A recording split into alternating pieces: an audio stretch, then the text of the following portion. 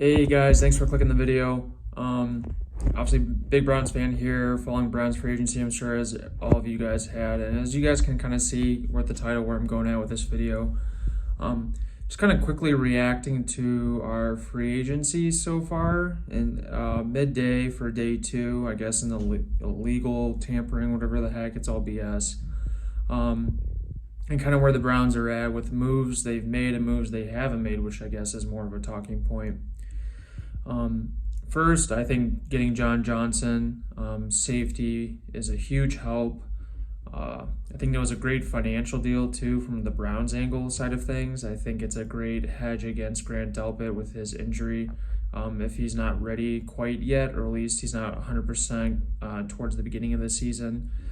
And our defense plays 3 safeties typically anyways, and they have a strong importance of the safeties. And in fact, I would argue that he kind of takes role of a linebacker in our defense. So in a way, it's almost like getting in a linebacker too. So that I know it's kind of weird to think about it that way, but it really is with our defense, the formations we run.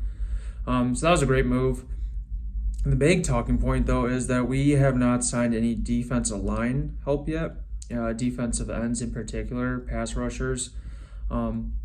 This free agency was kind of loaded with free pass rushers in the sense that all the teams that had a need for a pass rusher were basically assuming that we would be able to get a pass rusher that was kind of the top of the class. And I would say there's probably 4 to 6 guys that were considered that.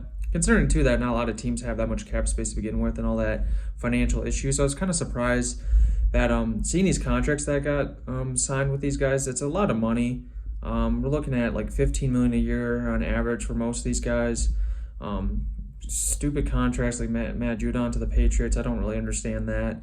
I thought Yannick Ngakoue to the Raiders. I thought that was actually one of the better financial side of the coin, if you want to look at it that way. Contracts with the Raiders landing him. So I'm kind of surprised that we weren't interested in a contract like that, which ended up being, I think, $13 million a year for him, which I personally think is realistic. 15, 16 for other guys like Trey Hendrickson and Carl Lawson. You could make an argument either way. I think Browns fans, we need to realize, and this is just any team in general too, that if we sign a guy like that, then that's 15 million, let's say, annually, that's gone. And we had, only 20, 30 million, whatever, depending on what metric you look at, because all these cap space numbers are messed up and weird. I'm sure you guys agree with that. It's all kind of BS, too. It seems like with all these great teams making it happen and work out, like Tampa Bay Buccaneers, for example. Having said that, though, the 15 million would have erased a lot of that space. And especially with John Johnson taking around 11 million a year, that essentially is our cap space right there. And we need to take into account for that we have all these draft picks that are going to be a decent amount of change because we still have a first, second, 2/3 as of right now, unless anything changes with trades. And I'm assuming we're going to get, hopefully, some mid-tier free agents, some, I guess you can say, day 2 free agents, day 3 free agents, where they're a little bit cheaper contracts. I think of like a BJ Goodson, where we signed him for, I believe it was 7-9 million, something like that. Something in that range where we might see 1-year deals, kind of like that. I could see us getting like one of those mid-tier pass rushers, whether that be like a Carlos Dunlap or a Hassan Reddick. That being said, I'm kind of worried about defensive ends, defensive line in general. I think there's a big importance in that position, and so far, I know it's early. I'm not freaking out, let's say, like some other fan bases are with their teams. I don't know how we're going to address those right now, though, because the draft is not really that great for defensive end, especially where we're drafting in the first round.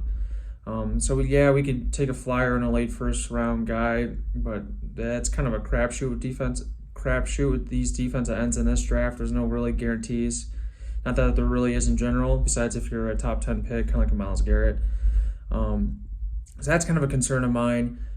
Free agent wise, like I said, you can get a mid-tier guy like Carlos Dunlap, Hassan Reddick, Javian Clowney even. But I don't know, do those guys really excite you? I mean, they're clearly better than what we have now.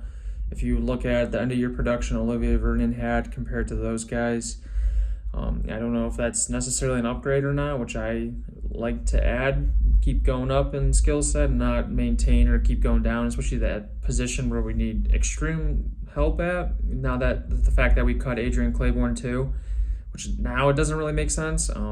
I think the big thing with Myles Garrett, as we noticed the few past years, is he struggles towards the end of the year, and that's because the dude's wrecking havoc the first half of the year, and then he just gets banged up and injured throughout the second half of the year. And yeah, we had the health reasons too for Garrett this past season, but even with that said, you can still see that he's not 100%. He never is even close towards the end of the year, and I think that's just because we don't have any rotational depth at defense end, let alone some guy opposite him right now.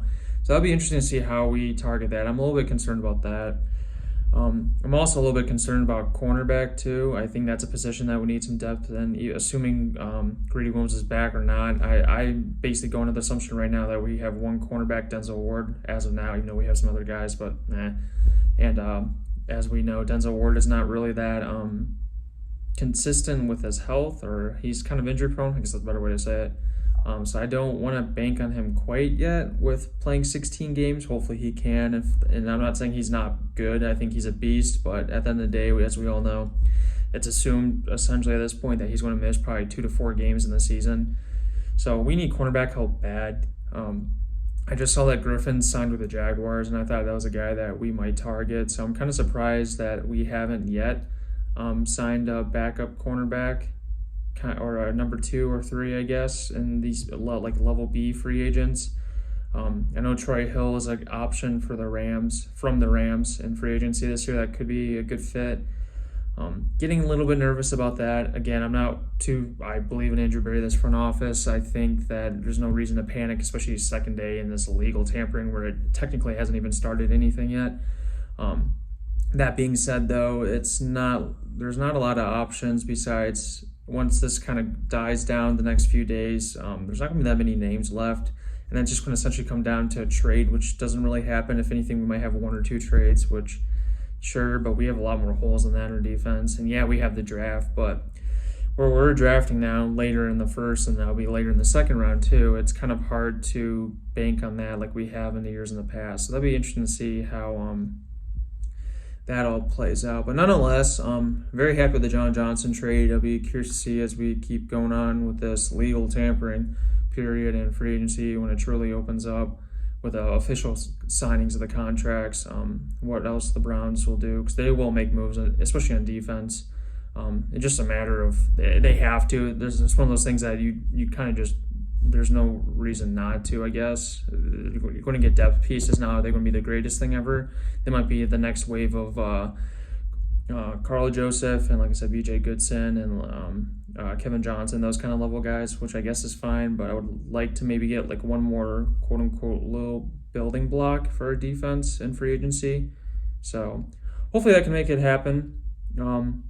We can make it happen, and like I said, trust the front office. So yeah, we'll see how it goes. And so far, I would say I am happy, though, at the other side of the coin, that we're not giving out these major insane contracts. Those defensive ends, especially with their inconsistency, having 1 level or 1 year of great production, and the rest they've been quiet.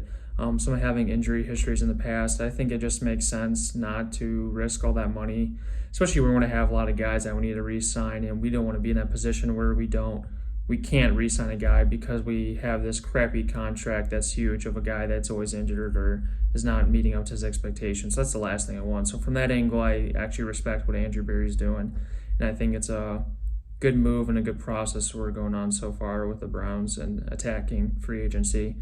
But with that, thanks everyone for watching, and please like and subscribe. Trying to make more Browns content. I think get just some additional fan here that wants to just talk Browns and kind of bring a little bit more level-headedness to kind of Browns news and all that, since I know some people get a little too crazy, which is natural because we're all biased, but I try to keep it real and be realistic about everything. And yeah, so if you like my content, please like and subscribe, and thanks for watching, and stay tuned for the next video. Thanks, everyone.